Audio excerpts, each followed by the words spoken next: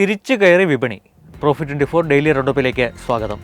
ഏതാനും ദിവസത്തെ ഇടിവിന് ശേഷം ഇന്ത്യൻ ഓഹരി വിപണിയിൽ ഉണർവ്. സെൻസെക്സ് 900 പോയിന്റ് നേട്ടമുണ്ടാക്കി 80,015 ക്ലോസ് ചെയ്തു.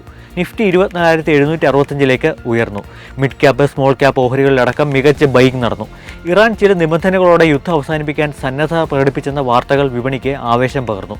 RBIയുടെ ഇടപെടലോടെ ഡോളറിനെ അപേക്ഷിച്ച് രൂപയുടെ മൂല്യം 91.56 രൂപയിലേക്ക് ഉയർന്നതും വിപണിക്ക് ആത്മവിശ്വാസം പകർന്നു. 4 ദിവസം കൊണ്ട് 4% ഇടിഞ്ഞ വിപണി ഓവർസോൾഡ് കണ്ടീഷനിൽ എത്തിയിരുന്നു. ടെക്നിക്കൽ ലെവലിൽ ഒരു തിരിച്ചുവരവ് അതിനാൽ പ്രതീക്ഷിക്കപ്പെട്ടിരുന്നു. മികച്ച വാല്യൂ ബൈയിങ്ങിനും ബോട്ടം ഫിഷിങ്ങിനുമുള്ള അവസരം നിക്ഷേപകർ ഉപയോഗിച്ചെന്നാണ് വിലയിരുത്തൽ. മെറ്റൽ ഓഹരികൾ, കൺസ്യൂമർ ഡ്യൂറബിൾസ്, റിയൽറ്റി, ഓട്ടോ തുടങ്ങിയ മേഖലകളിലെ ഓഹരികളിൽ വാങ്ങൽ താൽപ്പര്യം ദൃശ്യമായി. BEL, പരസ് ഡിഫൻസ് തുടങ്ങിയ ഡിഫൻസ് ഓഹരികൾ, മസഗോണ്ടോ, കൊച്ചിൻ ഷിപ്പ്യാർഡ് തുടങ്ങിയ ഡിഫൻസ് കപ്പൽ നിർമ്മാണ ഓഹരികൾ, അദാനി പോർട്സ്, JSW ഇൻഫ്ര തുടങ്ങി തുറമുഖ ഓഹരികൾ എന്നിവയും കുതിച്ചു. IT ഓഹരികളിൽ ഇടിവ് തുടർന്നു. അതേസമയം ഇറാൻ സംഘർഷത്തിന് അയവില്ല. ഗൾഫ് മേഖലയിൽ US-ന്റെ ഒരു എണ്ണക്കപ്പൽ ഇറാൻ മിസൈൽ ഉപയോഗിച്ച് തകർത്തു. ശ്രീലങ്കൻ തീരത്ത് സൈനിക കപ്പൽ തകർത്ത US-ന്റെ നടപടിക്ക് പ്രതികാരം ചെയ്യുമെന്ന് ഇറാൻ ആവർത്തിച്ചു.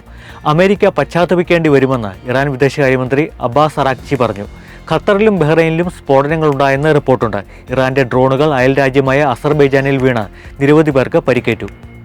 രാജ്യത്തെ എണ്ണക്ഷാമമോ LPG, LNG ക്ഷാമമോ ഇല്ലെന്ന് കേന്ദ്ര സർക്കാർ ആവർത്തിച്ച് വ്യക്തമാക്കി. ഓസ്ട്രേലിയയും കാനഡയും ഇന്ത്യക്ക് ഗ്യാസ് നൽകാമെന്ന് അറിയിച്ചിട്ടുണ്ട്. ഗ്യാസ് സപ്ലൈക്കായി US-ഉമായും UAE-യുമായും പുതിയ കരാറുകളിൽ ഒപ്പിട്ടിട്ടുണ്ടെന്നും സർക്കാർ വ്യക്തമാക്കി. അന്താരാഷ്ട്ര ഊർജ്ജ ഏജൻസിയുമായും എണ്ണ ഉൽപ്പാദക രാഷ്ട്രങ്ങളുടെ സംഘടനയായ OPEC-ഉമായും ഇന്ത്യ ചർച്ചകൾ നടത്തിവരികയാണ്. സർക്കാരിൻ്റെ ഈ ഉറപ്പുകൾക്കിടയിലും പെട്രോളും ഗ്യാസും തീരുമെന്ന ഭീതി ജനങ്ങളിലുണ്ട്. കർണാടകയിലും മഹാരാഷ്ട്രയിലും പെട്രോൾ പമ്പുകൾക്കും ഗ്യാസ് സ്റ്റേഷനുകൾക്കും മുന്നിൽ അസാധാരണമായ തിരക്ക് ദൃശ്യമായി. യുദ്ധം രൂക്ഷമായതോടെ ക്രൂഡ് ഓയിൽ വില ഉയരുകയാണ്. ബ്രന്റ് ക്രൂഡ് ബാരലിന് വില 3% വില വർദ്ധിച്ച് $83.67 തുടർച്ചയായി 5-ാം ദിവസമാണ് ക്രൂഡ് വില ഉയരുന്നത്. അതേസമയം സ്വർണ്ണവില നേരെ താഴേക്കാണ്. കേരളത്തിൽ 22 കാരറ്റ് സ്വർണം പവന് 1,200 രൂപ കുറഞ്ഞ് 1,19,440 രൂപയിലെത്തി.